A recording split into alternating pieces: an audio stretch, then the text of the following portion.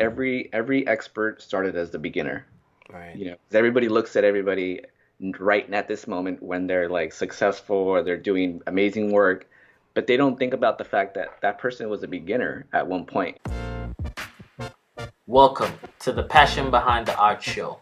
It's all about diving in with individuals to learn the story behind their passion. It's your host, Daryl Pinna.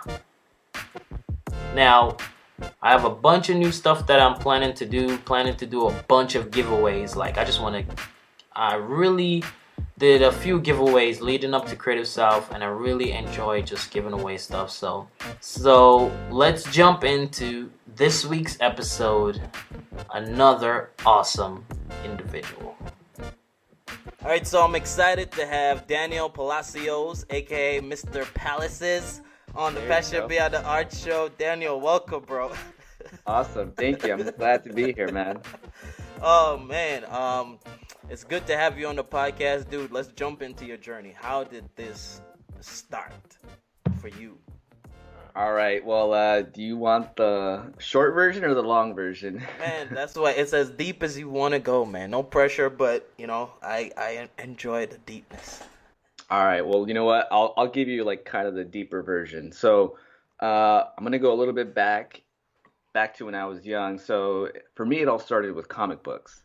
That's where the art kind of got into my life, and it happened through my older brothers. They were pretty much just comic collectors, and seeing them and seeing their love for that, that kind of rubbed off on me, and that's kind of how I got influenced through, drawing and art.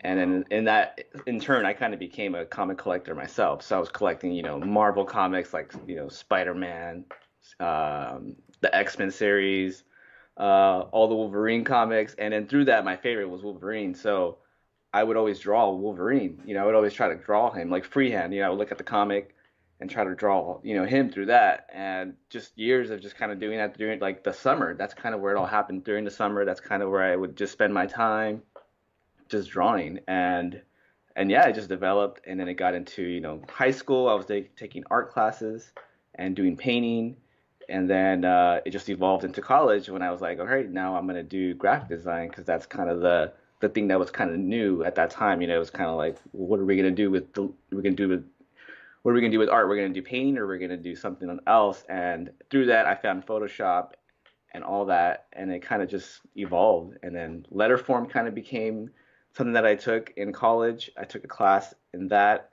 and that kind of gave me that path of like, okay, now I'm kind of interested in letter forms. And then I started looking on Pinterest, and then I think in like 2012 is when I kind of just started digging in myself, trying to learn myself, and I just started teaching myself pretty much lettering through that, just seeing everybody on Instagram and following all these artists that I was looking up to. And yeah, that's kind of where it got me now. So now I do some of that with my graphic design, and I enjoy the lettering part a lot. Yeah, so much so you have a brush template and Yeah, yeah, but dude, yeah, like the first time I heard about you was through the Sean West community, and yeah. Actually, yeah, I remember you from that as well. yeah, and we had like this. It wasn't planned, but this crazy meetup, like was it 2 or 3 years ago at Creative South? Yeah, 2 years ago, 2016. Yeah, Yeah, I yeah, remember yeah. that. We're at that place What at was night and it? evening. We were having like I think food, and then yeah, you met up with me. You met up, you showed up, and I think yeah, we met everybody there. It was a big old table full of everybody.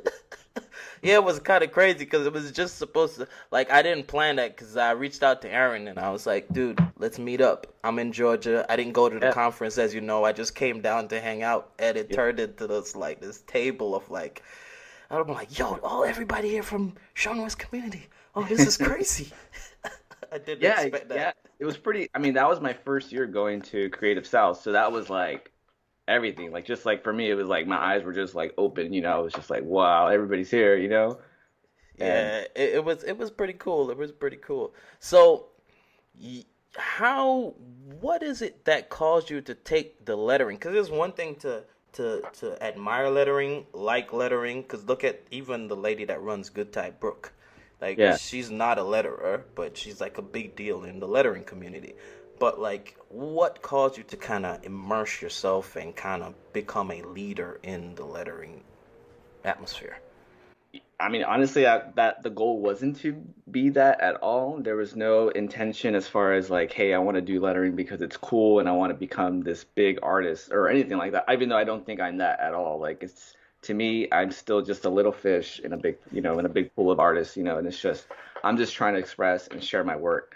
And for me in the beginning, it was just genuine. It was just like passionate about the art versus just me trying to be famous. It was just I want to learn this craft. I think it's cool that people are doing this handmade stuff versus using a font or a type on the computer. And at that time, I had taken a letterform class in college, so it kind of gave me a little bit of a taste of that. And I think from there, I already had interest. So like it wasn't just like, oh, I saw this cool piece, I want to do that. No, it was I took a class and that kind of spiraled into the whole lettering thing. And then for me, as far as like the brush pen stuff, like I always saw people doing like how they're able to create some cool lettering with just a pen, and I was like, I want to learn that. And so I told myself in like 2014, I'm like, I'm gonna spend time just trying to figure this stuff out because it looked I had a hard time just like everybody else. Like I would never be able to get the thicks and the thins just right, and like learning how to do flourishes and swashes. So that was just all through learning, just seeing people online, watching videos, and asking questions, commenting on their work, and then them kind of coming and answering back to me. So once I saw that people were giving me like feedback and they were willing to help and answer questions, like I felt like, okay, like this is where I want to be. Like people are actually helping each other. They're not thinking that they're separate from everybody else because they know so much. So I felt like there was a community there, and it was really welcoming I felt like it was just really just raw and genuine. The people were just sharing like pictures of just their sketches without having to do beautiful, like now it's like you have to like Photoshop, make it look clean from the top.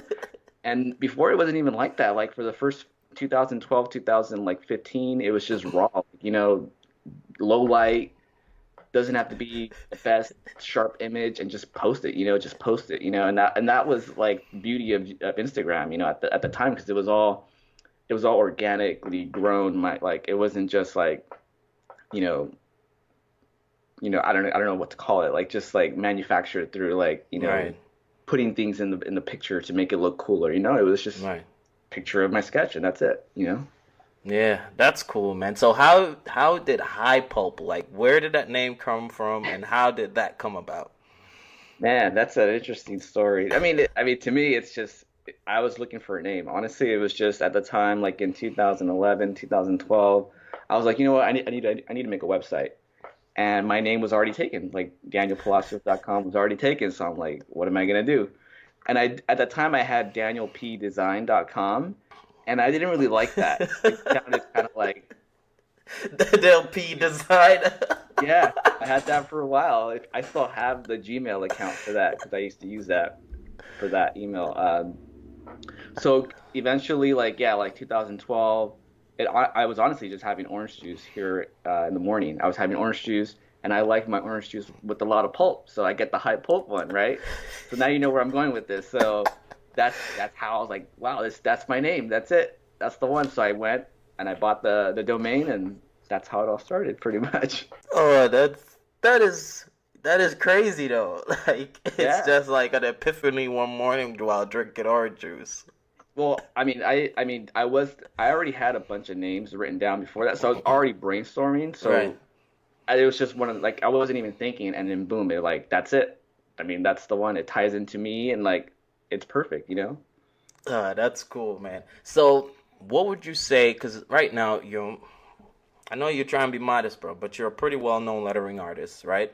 And what would you say before all of this kind of recognition and being featured on different things? And what would you say was the hardest struggle you had to overcome, or still struggling with? Uh, Man, I don't know. That's a tough question. I mean, honestly, I don't really know if there's a simple answer for that because to me, like the struggle wasn't really like the learning. It was more like, I mean, wanting to do that came naturally to me because I wanted to learn. So that wasn't really a struggle. I don't really know if there's a big defining moment where like I remember it being a struggle. I think it was just I think I don't know. I think it was just like little minor challenges, not really a struggle. Like learning how to like digitize my lettering. Like, like at that time I had very small understanding of vectoring, and I think just seeing everybody online, like just the struggle was more just like minor. Like how do I get to that extra little level? You know what I mean? And just kind of watching everybody and asking the questions. But I mean, as far as like my journey and like getting to where I am now and like Hmm. having the audience that I have now, like I don't really know if there's a big defining moment where like I remember I had struggles. Like I think for me it was more of a challenge. I, Hmm. if I would describe it more like that, where like I saw it as like a challenge, and then I got it, and I overcame it, and like through that was just by just doing it on my own and trying it out myself and asking everybody like what's the best way to approach this if I didn't know the answer, and just reaching out. I think I had resources and I kind of used those just by asking people. No, that's cool. That's cool. So, who would you say you kind of surround yourself like your support system and kind of keeping you going, not getting you distracted, and who would you say you surround yourself with? Who would you say your support system is? Well, in the beginning, I would say it was like family, like my wife. My wife is like my big support. She still is now. Like I think if it wasn't for her kind of like pushing me and just giving me the time, understanding like, hey, this is something I want to learn, I think that would have caused a bit of a struggle. I guess then that would have been a struggle. But Hmm. since I didn't really have to go through that, I think it was just more about um, it was just more about understanding that it was just going to be a process, like, just kind of getting to that point. Yeah, mainly in the beginning, it was my wife, and my family. And then now, I think as I've kind of gotten to know a lot of people through Instagram, it has helped me build a community with them and build kind of like this feedback group where we can kind of support each other, where we bounce ideas off each other, we get feedback from each other. And I think through the conferences, like meeting, you and other people there, that kind of helps build that support where like, hey, if you need anything, feel free to reach out to me. And then through that, I get the support that I need as well. Yeah, that's cool. I mean, like between Creative South, and just Sean West community, just meeting all these different people, kind of, you get to build this community around what you love doing. Because it's like you have your real life friends, and then you have your creative, like what I love to do, people that you surround yourself with, which is like a game changer. Well, yeah, exactly. Because, people like you and me, like we understand each other, you know what I mean? Like, and some of my friends don't really get that. So that's why you kind of have these separate groups, and that's good to have. Right. Guys, they don't quite understand my thought process, and then you and people like you, like that are artists and designers, it's easy for us to click because we already have that in common. Like you literally gonna spend 2 hours drawing with the pen? Exactly. People don't get that. Like they don't understand that, like if it's something that you love, you'll make the time and you'll do it. It's not you don't even think about it. You know what I Right. mean? That is So that is that is so much. That is a fact. That is a fact.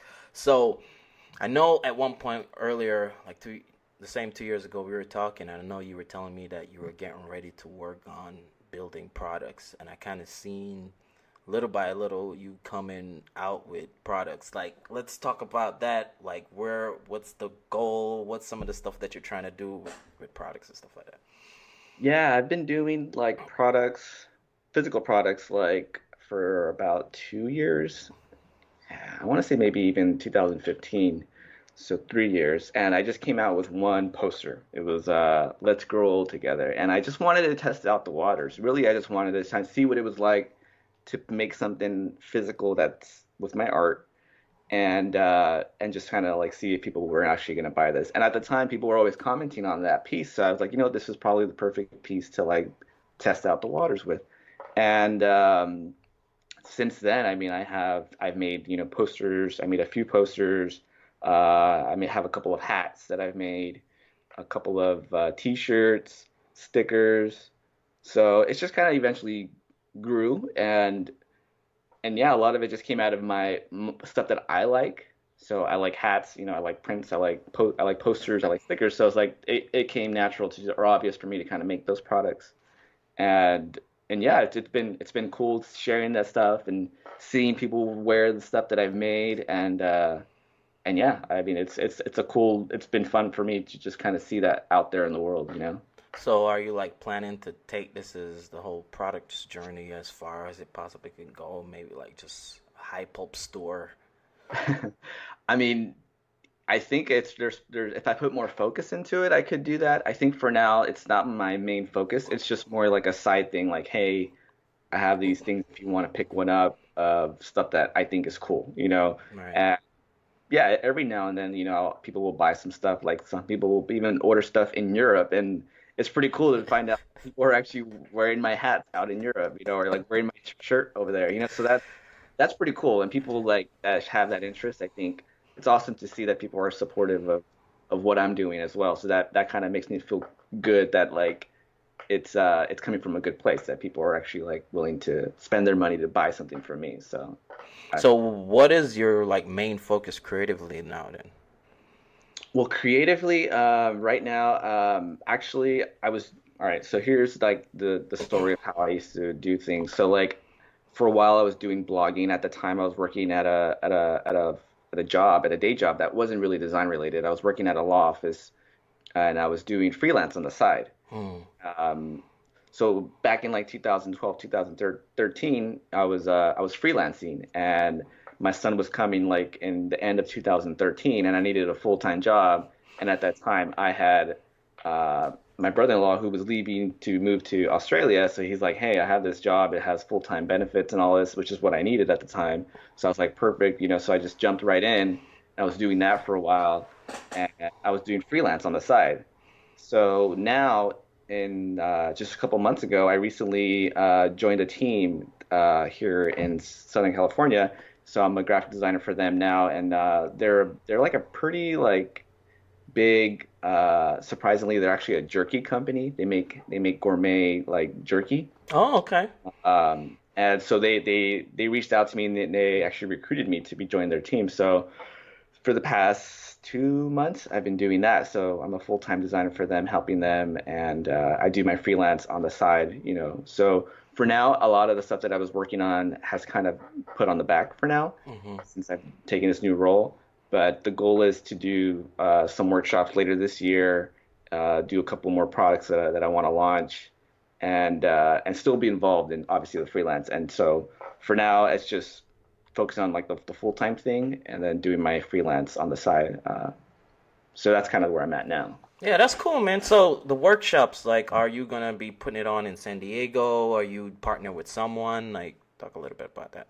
Yeah, yeah. So funny thing you asked is I do have a workshop coming up in May, which is like in a few Around the days. So corner.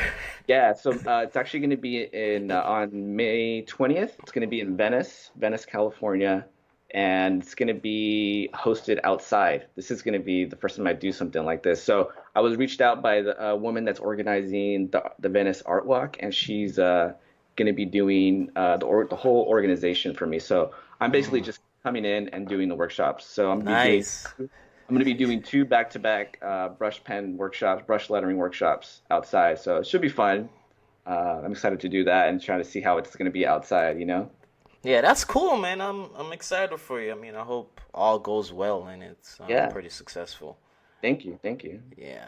So, all right. So let's jump into some more current stuff. Like, what is the first hour of Daniel's day like? All right. I mean, honestly, it's not quite that interesting to be honest. Well, I want to say if you asked me that like a year and a half ago, I would have told you something different. But I mean, right now, all it is really is like I wake up around 6:30, and my first hour is probably just getting ready for like just like waking up, washing my face, getting ready, going and making coffee, making breakfast, and it's just driving to my, the job, the day job that I have, and that's pretty much it. I mean, but if you asked me that a year and a half ago, I would have told you it would have been waking up and writing for like an hour. doing blogging because I was doing blogging for about 9 months. I was doing it every week. So, and that's when I would write, and I would spend about 30 minutes to an hour just kind of doing like a rough draft. And so yeah, so right now it's not really that interesting. So Yeah, you sound like a especially the 2 years ago part. You sound like a true Sean West yeah, yeah, yeah, yeah. that's kind of what happens when you come out of there. You know what I mean? So you know exactly what. That is funny. That is funny. It's the truth though. Like that community was really helpful to me. It was It really was. helpful. It was honestly. It was really great for me at the time because that's exactly what I needed. I needed that push. I needed that support, and that's exactly what I got out of it. You know. And then you get to meet and become friends with some cool people. That's why. Exactly. So that's how I met you. You know, I met you through there. I met a lot of other people that I hadn't maybe met before. So I think it exposed me to a lot more people outside of what my normal like area is. Right, right, right. So, what is that one thing that you can't live without? Let's try to leave the phone out because we all know it's a fact. Oh We man, that was cannot, what I was gonna say. cannot live without our phones. We That's the one I was gonna say. cannot. Man, all right. So now you totally took away my answer. Um, Man, that's a tough one now because now I'm like, Yeah, because I've noticed like I recently added that in, and almost everyone is like my phone, my phone. I'm like, I know no one can live without their phone currently because it's no longer just a phone. no, exact. That's what I was gonna say. I'm like, it's not just my camera, it's my email, it's my, everything else. So yeah, okay, man, that's a tough one. So I don't have an iPad, so I can't even say an iPad. Okay, it Uh, doesn't have to be a device. It could be a thing. all right, you know what? I don't know. I'm gonna make it kind of a general thing then. The one thing I can't live without, I'm gonna just say food. No one can live without food, right? That's funny. I love food and I love to cook. So Oh, that's what's up. That's what's up. I mean, and honestly, you can't live without food. So it's like, Oh, so you're big into cooking, huh? yeah, I like to cook, and I like to make my own pizzas. That's like my thing that everybody knows me about for. I like to make homemade pizzas. I'll make my own dough, I'll make my own sauce. That's pretty much it. I don't make my own cheese or anything like that, but I know Right. like I want to take it to that level. But for now, that's kind of where I have it at. And yeah, I love making pizzas. That's my thing, and I love pizza in general. So There may be something in the horizon about that. I'm looking yeah, I out. would. You know what? If it does eventually, I would love to eventually have my own like pizza truck or something. If things go that way, I mean, I could totally do that. That is amazing, bro. That is Yeah. cool. A reason why it's so interesting to me because I'm from a cooking family, even though I'm not really. I mean, I can cook pretty good, but Yeah. my brother took that side. My mom is a caterer and all of that stuff, so I'm from a cooking family. So I'm sure you eat a lot of good food then. Yeah, well, right now my wife is my cook and she's amazing, man. She's amazing. She's Yeah, amazing. that's awesome. Well, my wife's the same way. She loves experimenting, and I told her, she has her thing, and I have my thing. So together we're a dynamic duo of like, of chefs or whatever you want to call it. Nice. So what is most exciting for you right now? What is like got your interest? If it's in creative or just in life in general right now. Got me excited. Well, really, I mean, I'm just excited for just the future, obviously, in general in life. I'm excited for, myself, my goals, what in 10 years, like, I want to have, I want to have my business, booming a little bit more. I want to be doing more of like the workshops, and I want to get more. I want to do an online class, online course. So like just things that are like more like bigger right Hmm. now. But obviously, they're going to take more time. And then like in the short term, I think for me the what gets me excited is just being around people, going to conferences, um, learning little tricks here and there from people. Lately, I've been kind of not touching the brush pen because I felt like for a long time I was doing a lot of like that. Yeah. Like I'm sure you go through this too, where like you go through like a creative funk where you're like, I don't really like feel creative right now, and I don't want to like for a while. I didn't want to have to. I didn't want to do any lettering for a while. Like I was kind of Mm. myself out. I was like, I was just wanting to watch Netflix, and I was I felt guilty for that. I felt bad. Like, I should be. I'm an artist. For the past like 5 years, I was like just doing this every day, and I'm like, now I don't want to do that. So it's like I feel like I've gotten to a mature state where like now I can be selective about what I want to do, and like Right. I know enough about brush pens and like that lettering style that now lately I've been doing like um, more like sans serif work where it's like Mm, on the computer where I'm doing a lot of like swashes and like ligatures, but they're all just created on the computer and it's not script, it's not like calligraphy. So that's kind of getting me excited where like I feel like I'm trying like I found something that I don't know anything about and I want to learn more about. So that's exciting me right now where like adding more to myself to keep me excited and like obviously more passionate about it. So like it's just really evolving like right now it's just about learning something new that's going to get me back into that groove of like learning, and that's really where I'm at, where that's exciting me right now. that's cool because I noticed like the last few stuff you shared, it's basically in that kind of Yeah. atmosphere. Yeah, and like I kind of feel it's different, and I'm sure people that see my posts are like, this isn't what I'm used to. Like, and they probably don't like it, so they're probably gonna leave. But like, to be honest, I don't really care. I'm just sharing what I'm doing as I'm doing it, and I'm not being selective about trying to please everybody. I'm just Right. trying to make sure that I'm taking care of myself. I'm happy with what I'm doing, and it's exciting for me. That's cool, man. That's cool. So, what advice would you have for creatives out there? Um, the one that I kind of feel like has stuck with me, and I read it somewhere, and I say it now. It's like a quote. It's every expert started as the beginner. Right. 'Cause everybody looks at everybody right at this moment when they're like successful or they're doing amazing work, but they don't think about the fact that that person was a beginner at one point and didn't know everything at that they know now. Right. And I think comparison, that's the one thing we all compare each other to, like somebody that's at this level when really it's just they have more time to learn and practice, and that's the hard part, I think. And also I think another thing I would say to creatives that are like just starting, or in general, I would say if you want to learn something, just start.